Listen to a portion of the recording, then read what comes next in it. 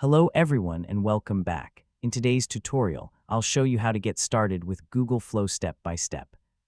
If you've never used Google Flow before and want to create AI-powered videos, this guide will help you understand everything you need to begin. So let's get started. First, open your web browser on your PC or laptop and visit the official Google Flow website. Make sure you're signed in with your Google account. After logging in, you'll arrive at the Google Flow home page, where you can access all of its available features. Take a few moments to explore the interface.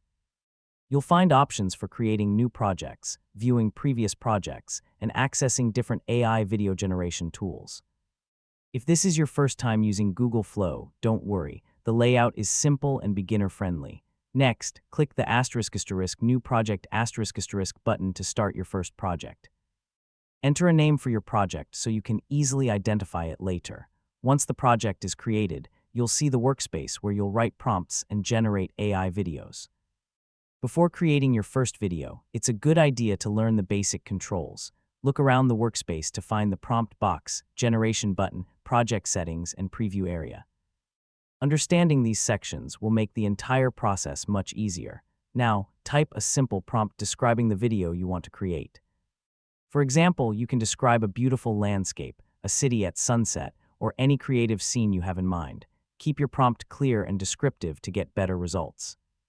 After entering your prompt, review the available settings such as aspect ratio, quality, or video length if those options are available.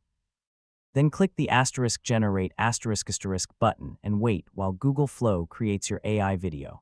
When the video is finished, preview the result. If you'd like to improve it, simply edit your prompt and generate another version. As you continue using Google Flow, you'll become more familiar with writing better prompts and creating higher quality AI videos. That's all you need to get started with Google Flow. In the next tutorials, we'll explore more advanced features to help you create even better AI videos. Thanks for watching.